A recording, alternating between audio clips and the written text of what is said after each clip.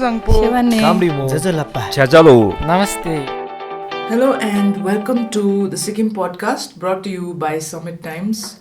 Today we'll try and discuss the bypolls, of course, but the voting, the voting especially, and since results are tomorrow.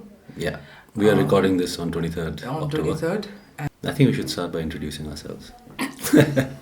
So, my name is Chiringiden, I'm Pema Wangchuk. and we'll just try our best to break down the bypolls Yeah. in this podcast. So let's start with. We'll go back to the April elections also and try and compare. See if we can play these two against each other. Yeah. So let's see. Like, What was your response, if I can butt in, to to the voter turnout? the voter turnout?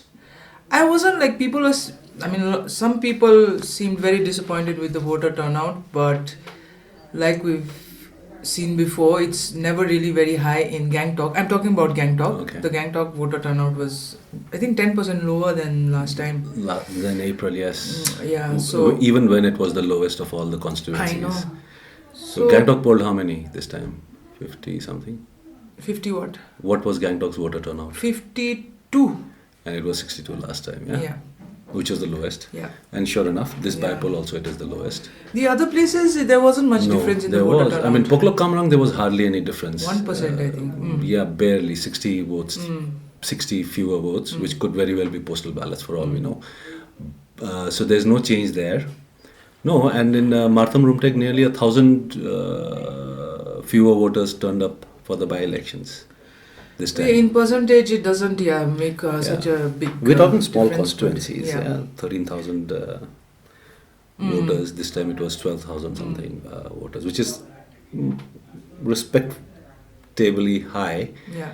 for a by-election. But still, given what was at stake. Yeah, if you look at the Gangtok voting, I think last time Nota voters in one of the, was it the parliamentary or the elections, the Nota voters are like around 3,000 or nearly.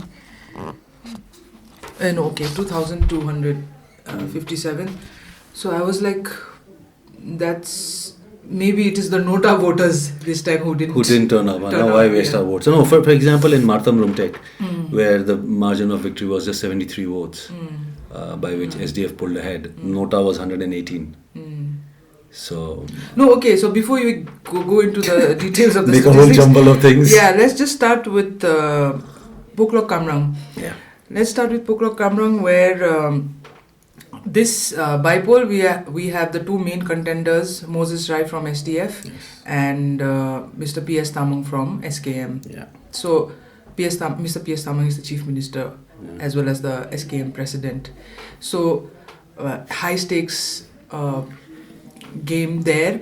And if you look at, let's go back to the April elections, what we saw in Poklok Kamrang in the April elections, where SDF's Pawan Chamling, the former Chief Minister, had polled 5,054 votes, whereas SKM's KB Rai had polled 4,832 votes. Yeah.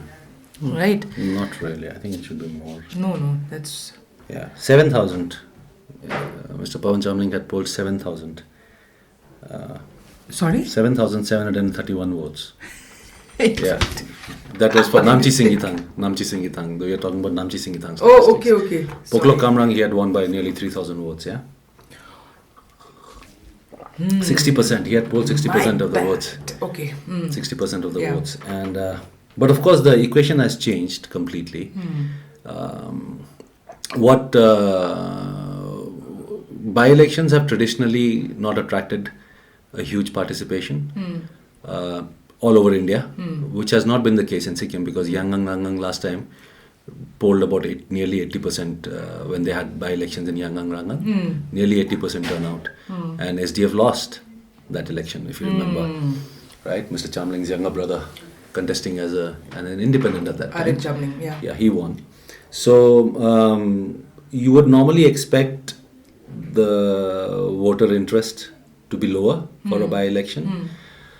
But in Poklok Kamrang, it's almost exactly the same number of people who turned up to vote this time as well. Now, what does that suggest? will be very interesting. Anything, Yeah, of course, we don't know how people voted and what they're thinking, but one would think that if there was a wave or resentment, either way, there would be a change in the voter turnout, right? Not just resentment and excitement, it could also be just what's the point? Even then, the voter, I mean, if people think that was the point, government is already formed, then they will not really bother coming out to vote, right? Rural Sikkim people normally turn out to vote.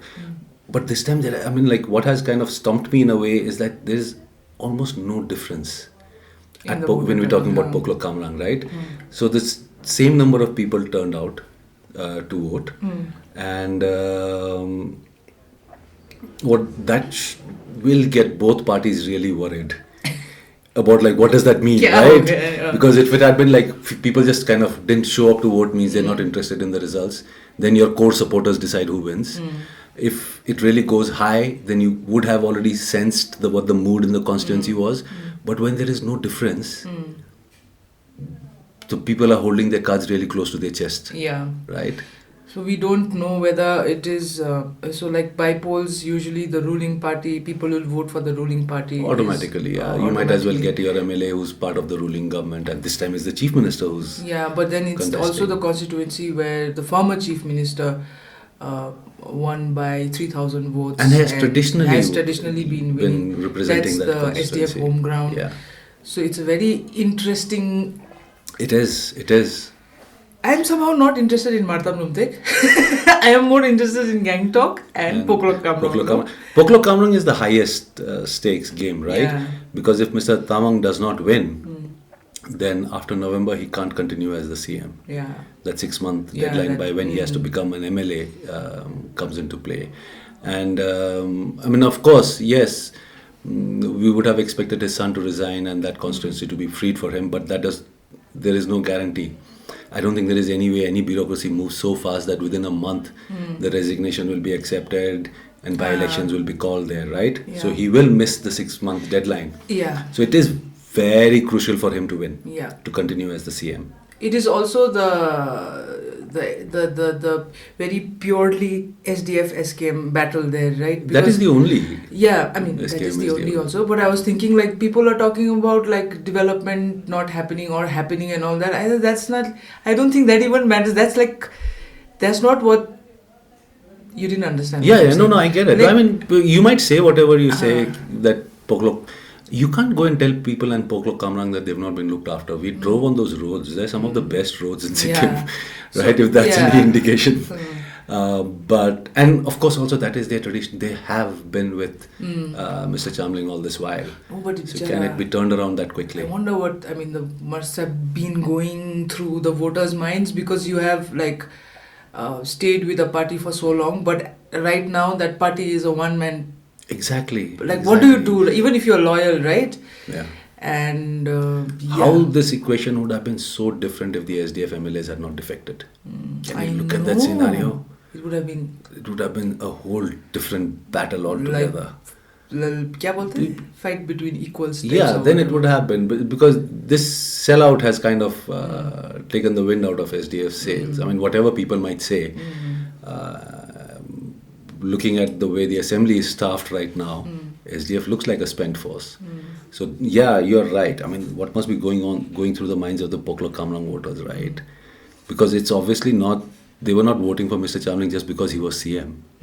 There was obviously some affection there. They've been with the man for all these years, and the choices placed before them are like crazy. And the SKM put its entire, whatever anyone might say about this violence not being true or whatever, those incidents of violence did take place, right? But and that is sheer desperation. The entire SKM machinery was, of course, they had only one constituency they were contesting from, and it was their party president contesting. You expected them to kind of give it their best. But they were completely invested in that constituency, right? They were camped there. Leaders were South Sikkim SKM leaders were just camped in Poklok Kamrang for the entire campaign period, right? So can we look at who are the contestants this time in Poklok Kamrang? We have SKM's obviously PS Tamang, SDF's Moses Rai, and then who's what other party? SRP. SRP is Yadu Kumar Rai, Yadu right? Kumar Rai. Only three candidates. Yeah, and all Yadu Kumar Rai had contested last time as well. Okay. So How many votes did he? 1.5% votes. He got 197 votes. Okay. And Moses Rai, another factor was like how young he is, Yeah. and what if there was any kind of strategy behind fielding a young fellow from Poklok Kamrang. Yeah, and also had to be someone who you could trust completely, given the defections that took place recently, right? That too. So you had to pick someone who will not jump ship at the first instance. These guys jump ship very fast, no? The 12 guys. And now there is even more fear of jumping ship, right? Because you don't have any chance of doing anything really, Yeah. right? Beyond making a statement. So should we move on to Martam Rumtek? Yes. So Martam Rumtek, we have SKM's Venchungpa, who went on to BJP. Yes. Sonam Venchungpa, who is now contesting as a BJP candidate from Martam Rumtek. Yes. We have Mr. Nukchiring. Nukchiring, Who's got an SDF ticket, who had come from SKM. who was in SKM, went to SDF and is an SDF candidate in Martam Rumtek this time. Yes. Then we have HSP. HSP's Nima Lepcha, who also contested last time. Yes. And there is SRP. Is there? SRP is there in all constituencies, yes, but I don't know who the candidate is. Anyway, so we have the interesting thing is that BJP in Martam Rumtek in the April elections, BJP fielded Jigdal Cheong Bhutia, who polled 804 votes. Yes, one of the best performing candidates, by the way, of BJP in the last election. Of BJP? Yeah. Is it really him, or was there any... No. Are you sure? Nobody else who did as well. So, and in the last April elections, we had also during the when we had done podcast, we had mentioned that BJP was coming third in every constituency that it contested. Yes. So even in Martam Rumtek, it came third after SKM and SDF, and Yes. it polled 804, which means 5.85% votes. He lost his deposit by 0.15% of the votes. Yeah, I mean, if he had hit 6, Yeah. he would have saved his deposit and would have been the only BJP or any other party candidate who did not lose his deposit in the elections except SDF and SKM. So, and HSP followed BJP. HSP's Nima Lepcha got 183 votes. Yes. At that time,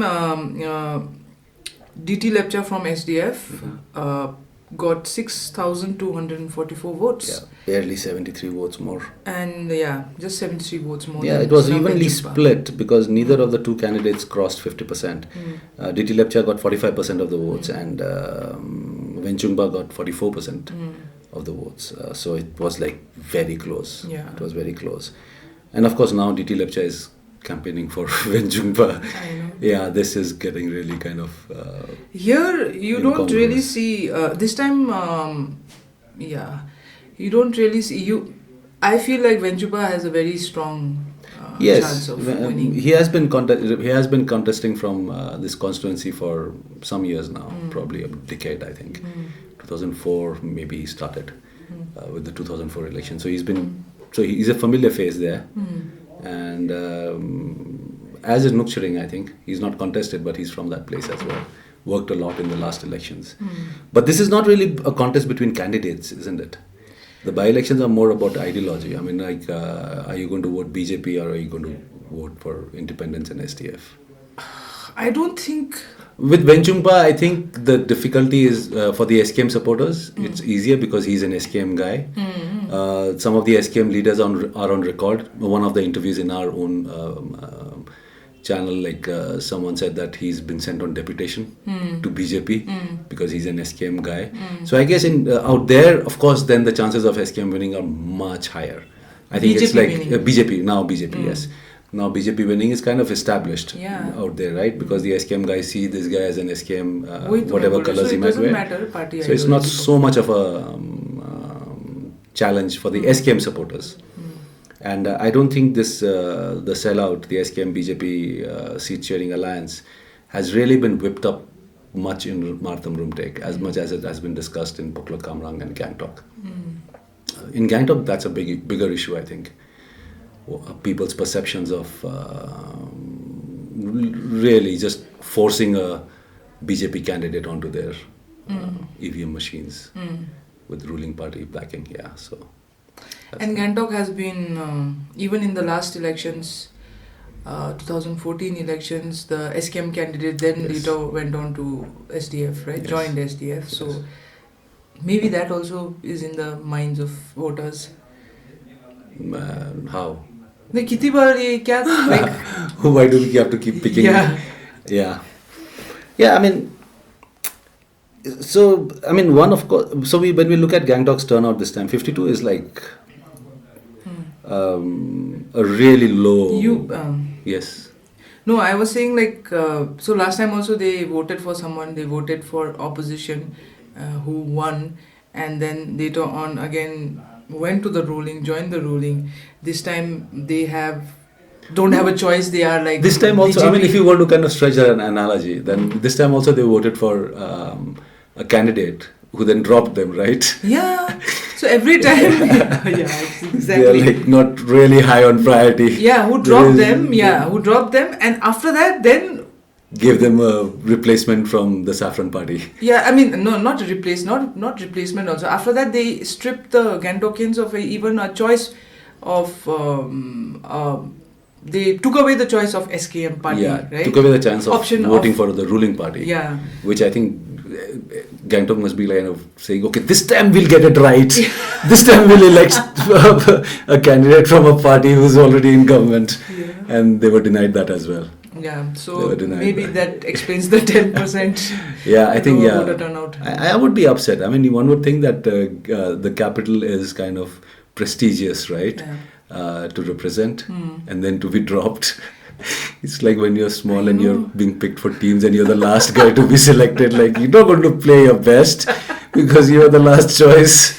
Yeah. That's the... So... we just moved on to Gangtok, without even being... There's not much we can say about Martham Rumtek. Even... no, because in Martham Rumtek you forgot the Michung factor as well. Oh no. The sitting MLA is also in the contest there. I don't know what kind of influence he will have or whose votes he'll take, because he represented both SKM and SDF, right, in the last term. So God knows where his supporters, I mean those who vote for him, where they're going to come from. I am confused, seriously, about Dr. Michung. He's a sitting MLA, no? He's not the sitting MLA. He was the MLA in the last term. Right now the sitting MLA. Right now they don't have a sitting MLA. I'm so confused, DT Lepcha was the sitting MLA who then dropped DT them. Lepcha is the sitting MLA. He had joined SDF. Yes. But is standing as an independent candidate. Yes, and he has quit SDF also. And... in the recent weeks. He's quit SDF also? Yes. Okay. So he's there. I mean, it'll be interesting to see how that gets split. Because the turnout was respectable, right? I mean, 12,000 voters. That's a huge thing. Gangtok was like, So Gangtok, we have, let's look at BJP's YT Lepcha, who had contested the April elections on a BJP ticket, and he got 392 votes, which is again 5.28% of the votes polled. And we had SDF Pinzo Chopel get 2950 votes. And Kunganima Lepcha, who won it convincingly. It was not a wipeout like some other places. I think around 1,000 votes more he got, no? Yeah. 900. 1,000 votes. He polled 51%. Pinzo Chopel had 40% of the votes. Okay. So that's there. So now you have, but now this time, forget the BJP, SKM, SDF. Now you have this lot of noise being made about independent candidates this time. Yeah. Because, we have to continue with rubbing it in for Gangtok. Of the candidates in the fray, like the 6 candidates that they have, of whom I think 2 are the first timers. Chankapa is a first timer. And then you have Bhaichung from HSP. He's not a first timer. No, he's not. Bhaichung from, let's go over it. Bhaichung from HSP, Dilan Amgel from SNPP. You've got BJP's YT Lepcha. Then you've got SRP, right? SRP did not contest from Gangtok last time. Right? This time you have Song Chiring Lepcha from SRP. And then you've got Rinjing Ongmu from SDF, who was not in the fray last time. and then you've got the independent Chankapa, right? Yeah. So if it forget about those guys who had not contested elections so far. Anything on okay, yes, she has represented not Gangtok, but she has been an MLA in the past from this region. But of the candidates in the fray right now, YT Lepcha is the leader as far as the vote share goes. Matlab? So we don't have Kunganima in the fray. We don't have Pinsu Namgyal in the Pinsu Lepcha, Pinsu Chopel in the fray, right? Yeah. Who came third in the elections last time? YT Lepcha. So the choice that has been given to the people is, of these candidates, the best performing was YT Lepcha in the April elections with 392 votes. Best performing?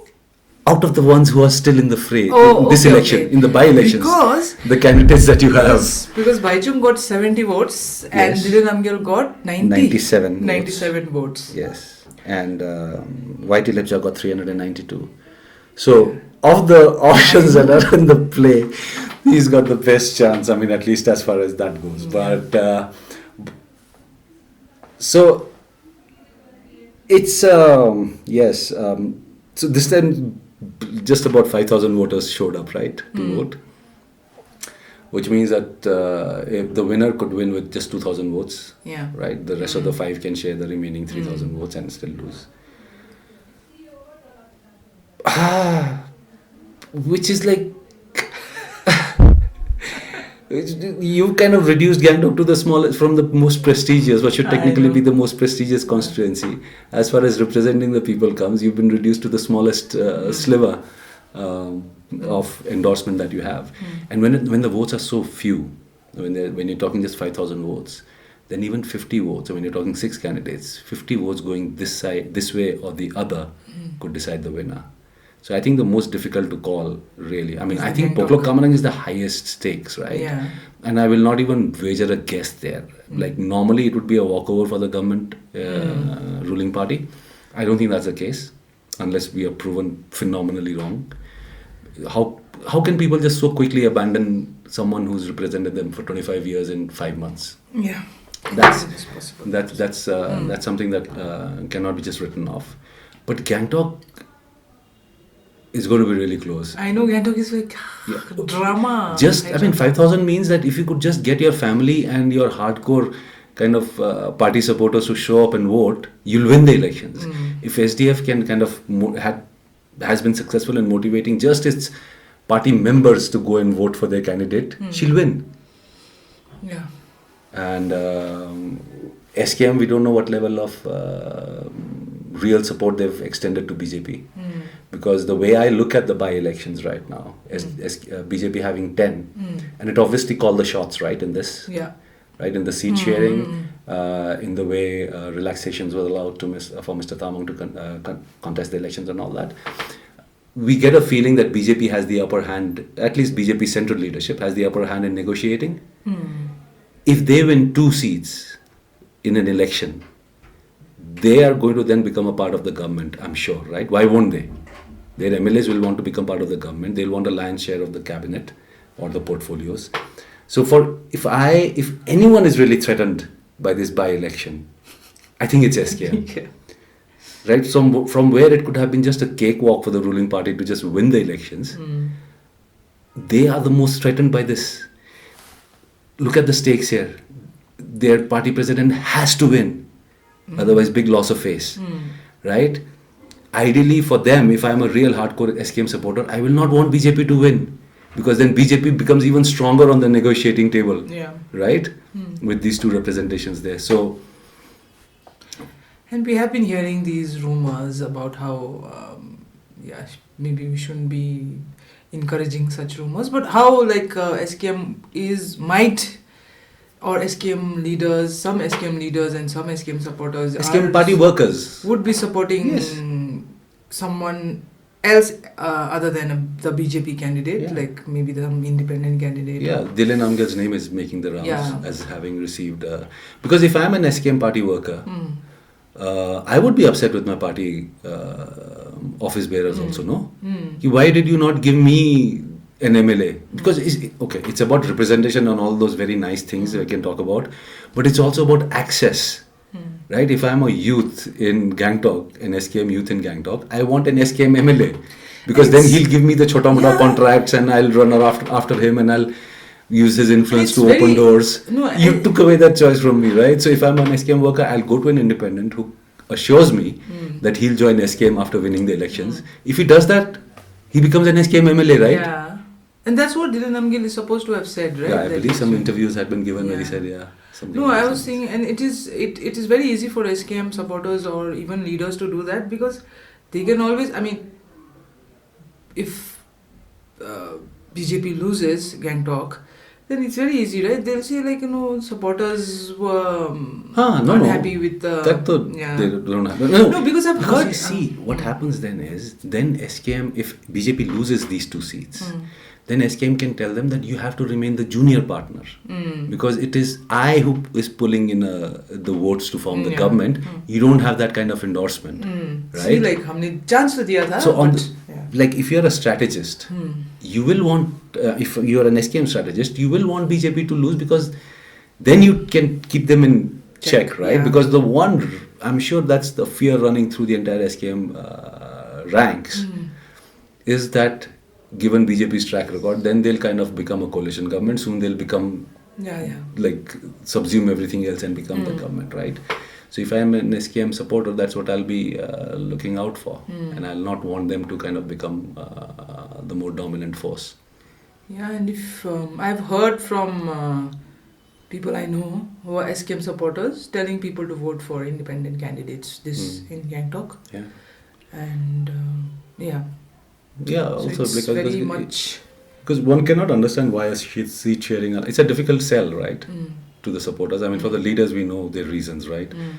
But to the supporters, it's a difficult sell. Like, you have an alliance when you need to... See, why do you have seat sharing alliances? Where your party is strong in one region of a state, I'm strong in some other region, or you represent a particular community, I represent a different community. We come together and then we consolidate this vote bank and have a chance of winning, right? And then we apportion the seats accordingly. Where you are stronger and I have some presence, I provide you with the backing to win and all that. With BJP, none of those arguments work, no? It doesn't have a presence. Yeah. So what was SKM gaining from this alliance? So, yeah, it's going to be an interesting one.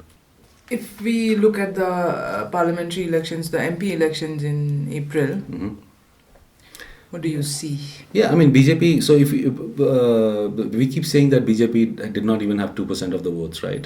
But that was the assembly elections where everything was pooled together. BJP did not contest all 32 seats. Yeah. Wherever they performed, we saw them do 5%. 3%. Yeah, I mean, like they came third everywhere, wherever they contested. So when you look at the parliamentary constituency, that is Sikkim as a whole, where all constituencies vote together for one candidate. Yeah, for the MP. Yeah, for the MP.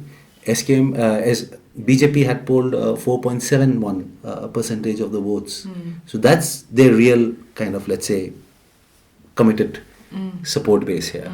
I mean, there must have been some votes here that had been pulled by the personality of the candidate, Latin Sherpa, who was very active, who has not been very active of late, isn't it? No, I'm not very sure. At least there's no protest that he's launching. Active. So, but I think it was a lot to do with the personality more than the party. Latin Sherpa everybody knows him. Everybody thinks he's doing great stuff on social media. Facebook is not everybody. No, you look at Vaiti Lepcha, Yeah. Nobody knows, I mean, nobody to name, but very few people know him, right? Latin Sharma is like everybody knows. Yeah. So I think when people were going for MP, and plus last time we had so many candidates, Yes. Latin For Sharma him is, to have come third, yeah, that's a No, I'm saying Latin Sherpa would performance. come out. Yeah. Like people would be like, "Kaun hai yaar ye? Whoever Dheeraj hai ye? Kaun hai ye?" And like Latin Sherpa is like, yeah, people recognize him. People recognize him after Bharat Basnet. Sorry, not Bharat Basnet. I think I'm like digging a hole. Yeah, that'll be difficult to climb out of. Anyway, so what I'm saying is he was more visible. So I think that had a lot to do, not the fact that it wasn't just because he was a BJP candidate, is what I'm saying. He also pulled some votes on his own. Some non-BJP. And we're not talking huge number of votes, right? I mean, all over Sikkim he got 16,000 votes. That's a lot. No, I'm telling you, non-BJP supporters also voted for him Yes, because of the in some constituencies he would have done very well, where he was really active in the Yeah, farmer yeah. company protests and all that. That's there. I mean, Nota, he still didn't. So Let's look at the Nota voters in these constituencies. No, we haven't looked at Pokrok Kamrang. Let's say their Nota voters, 108, 0.83 votes. which did not really have an influence on the results. Yeah. Gangtok also was very low. They had only 38 Nota votes. It's at Martham Rumtek where the Nota votes were higher than the winning margin, 118. And winning margin was 73. Yeah. See. Yeah, I remember this. So I think this was the only constituency, or maybe there was one in South Sikkim as well, in West Sikkim. I mean, Nota, I don't think people are kind of tired of the novelty of Nota has worn off, I think now. I really think I've always told you I'm a Nota supporter, like big time Nota supporter. Yeah. More power to you. You're never going to win. No, like rather than whatever boycotting. Rather than making a bad choice of boycotting the elections. Yeah. Yeah, because I think Nota does convey a message. Yeah. The moment the Nota numbers climb, especially in factors like when the winning margin, because then the candidates take you seriously, right? Yeah. Then the candidates start taking the fence sitters more seriously. That I need to convince them. I need to behave. It is a very good signal. It is a very good, like you said, fence sitters. At least the parties will know that this time we had like 1,000 fence sitters, and we need to work harder in getting them on board. Yeah. And even for the individual, I'm saying, like, instead of when you boycott or when you don't want to vote, it is like you are not gaining anything, you are not contributing anything, nothing, right? At least with a Nota, you are like saying that I am a voter and I did not like any of these candidates. Yes. At least that much is there. Yes. It's not much, but something, it's better than boycotting completely. Yeah. So. No, I think if the Nota numbers climb, and I'm not saying that they become the winning number, if the Nota numbers consistently become higher than the victory margin, the politicians will be forced to take notice. Yeah. Because we're talking about India in general, but in Sikkim is where we have some experience, right? The campaign model does not respect the individual voters. What do? They'll do a public meeting, which is attended by party supporters. So you're not reaching out to the lay people. And then the candidate will just go around visiting homes, saying namaste, offering a khada. Like, there is no kind of, I'm holding a meeting in your locality. Like, there's a word for these, no? Neighbor, mohalla, something. Like neighborhoods, right? Yeah. If I'm a candidate, I should go to every neighborhood and I say, this evening I'm going to be there and I'll answer your questions. Yeah. There is no two-way traffic. I go like give a speech, I go do namaste, give a khada and walk out. I don't understand there are that, envelopes and stuff, that daru, waru, whatever, but like... No, really. I mean, okay, I understand the envelopes with whatever and daru and all that. It is like, that I understand. Some that's people, desperation, what understand? That's like buying votes, right? Yeah. Anyways, so that is... But अगर वो नहीं है, if that person is very garib, if the candidate is very garib, or if the candidate is very idealistic and thinks that just a khada will get him votes. So when they do that also, I really don't understand like what purpose it serves when people just show you their face. And but I've heard people also saying हाम्रो मा त आउनु पनि आएन, अनुहार पनि देखाएन, right? So मैं तो vote नहीं दूंगा or whatever. That also I don't understand. Yeah, no, but that is what I'm saying. I mean, that is where our campaign model has gone wrong. Like recently I was kind of reading this piece where they talked about why has electoral politics become for the lay person, you can't break in. You have to belong to a party with a lot of money, or you got to be a very rich person to fund your own campaign. Because this giving money, right, it's a pan-India phenomenon. Election Commission just looks the other way. I mean, it's so pervasive that you can't catch everyone. They'll catch a couple of crores here and there, but that's nothing, right? So, and it's obvious, I have asked voters, why do you, if you get money, doesn't mean that you have to vote. It's a secret ballot. Yeah. So, what researchers have found out is that this has become the show money for candidates to be taken seriously, right? Like when you sit down to gamble, you have to show how much money, like you have the minimum bet. Okay. So when you give people money, it's saying, I'm serious. See, I'm investing in my political career, so please take me seriously. If I just come to you with a khada, then you're saying, this guy is like not even spending on his own future. Okay. So at a pan-India level, that has become the trend, right? Candidates know that giving money doesn't guarantee them the vote. Giving saris or daru or these things don't guarantee them votes, but it guarantees them a seat on the table. As far as the voters are concerned, that okay, I'll take this guy seriously. Let's see what he has to offer.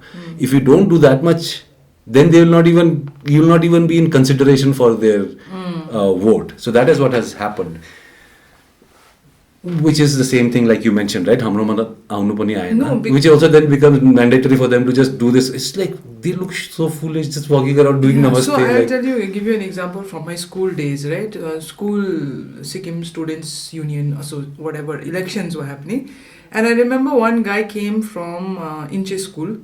So they were like campaigning before the election. So this guy came from Inche, he was a candidate and very smart fellow. He came and in a classroom he told us what all he will do if he is elected, right? He had this, he didn't have a written manifesto or anything, but classroom mein, blackboard mein he wrote, okay, this is prepared, very prepared, he had a plan, almost like a presentation type. So this is a plan. And this is in the pre-PowerPoint days. Yeah, pre-PowerPoint days. So we were very impressed, very nice and all that. And then after that we had, so we didn't know about this. The girls didn't know about this.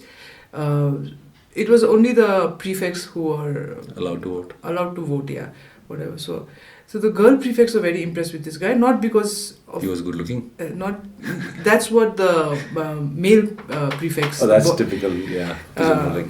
Accuse the female prefects of like that just because he's smart or whatever. That's why you are like smart, not just smart mentally but smart looking also. That's why you think, but actually he was like, I mean, he did it the right way. He was serious. And then you had the higher secondary TNHS candidate who was like a janam se hi politician types. So it seems later we found out that he was already usne andar ka kaam kar diya tha. Everyone, I don't know what, right, but some kind of deals and all that he had struck ki mere ko hi jitana and whatever, which we weren't aware of. And he didn't do anything like that, the Inche guy did, right? He just came and he put khadas like a proper politician. He just put khadas on us and he said, please vote for me, thank you, like I'll be very happy and like I will zyada kuch uta bol ke chala gaya wo. And he eventually won. That guy won. So that is like a microcosm of how things work even in the state level. So that's unfortunate. It's very sad. I felt really sad for that other fellow. Like that is how it should be. Yes, that's how it should be. Yeah. And which is, I think, which it'll get to there if the nota numbers start making a dent. Yeah. And we're running out of time, so I think we're done. Tomorrow we'll see the results. Hopefully we'll be able to discuss them as well. Yes, it's going to be exciting and all the best. Thank you. A lot of Xanax for all the candidates and party leaders. Ta-da! Bye.